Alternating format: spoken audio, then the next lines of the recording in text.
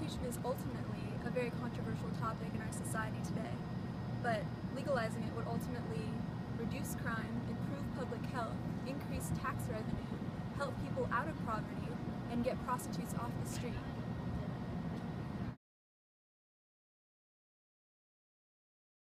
Despite the fact that some countries have legalized prostitution, most countries have not.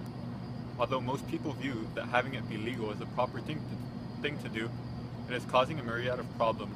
For example, things like rape, murder, and public health are affected by this. Let's begin with rape.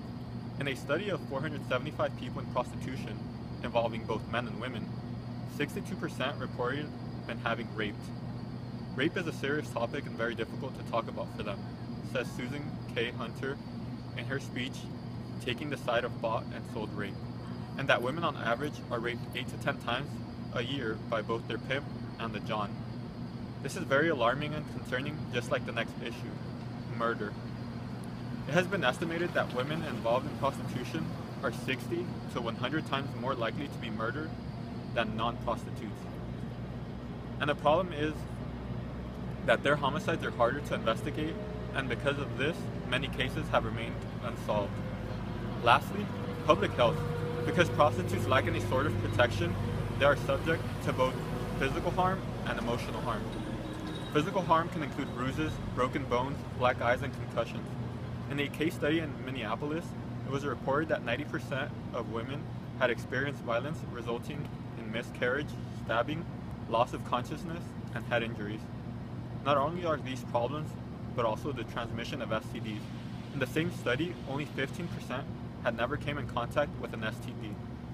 Then, there are emotional health issues that they must endure, like trauma, stress, depression, anxiety, and eating disorders, which result in their attempt at self-medication of drugs and alcohol. This cannot continue to happen. Something must be done about this. Current prostitution law in California, 647B PC, states that engaging in the act of prostitution and offering, this is also known as solicitation, or agreeing to engage in the act of prostitution, California's prostitute statute law enforcement officers to arrest the prostitute, the customer, otherwise known as the John, and when appropriate, the middleman, otherwise known as the pimp. Prostitution has become costly to the state of California. In an LA Times article by Lori Becklin, she states that housing a prostitute in the jail facility can cost up to $2,000 per prostitute and $120 million a year in enforcing the costs, such as vice squads, man hours trying to enforce the prostitution laws. She further explains that prostitution is classified as a misdemeanor, and the first offense can include penalties up to 6 months in county jail or a fine of $1,000. Becklin also states that there is a vast amount of political and social pressure to arrest all parties involved in prostitution. The reality is prostitution is becoming very expensive for our taxpayers. There are millions of dollars invested a year on programs and resources that target prostitution. In the state of California, behaviors that constitute for prostitution are drugs being offered in return for sex or oral sex, even if she is not a prostitute by profession. A woman allowing a man to fondle her in exchange for money, and vice versa, women offering sexual gratification for money. These are a few of the behaviors that constitute for prostitution, and these are the type of people we taxpayers invest millions on a year.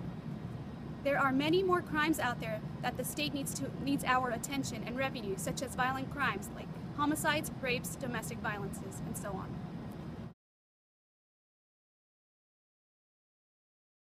Legalizing prostitution is a social need. If it were to be legalized and regulated by the government, prostitution would be a lot safer. According to Professor Cundiff at Northeastern State University, he states, "It is estimated that if prostitution were legalized in the United States, the rape rate would decrease by roughly 25%, for a decrease of approximately 25,000 rapes per year. Bringing these women into a more professional and secure business will reduce the amount of diseases in our society as well.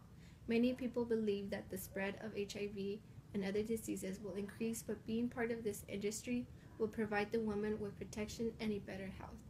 In the United States, Nevada is the only state with limited legality in 11 rural counties, where registration and health checkups are required.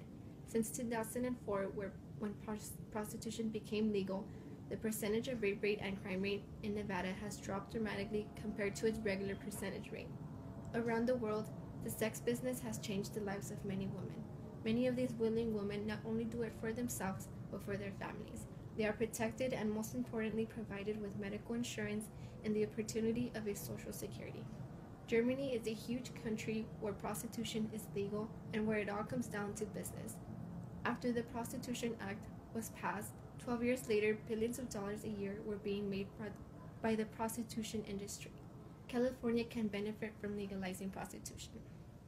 By legalizing prostitution, not only will crime rates decrease, improve the public health, and increase tax revenue, but it would also help people out of poverty. Every day, police arrest prostitutes from the streets and take them to jail like they are criminals.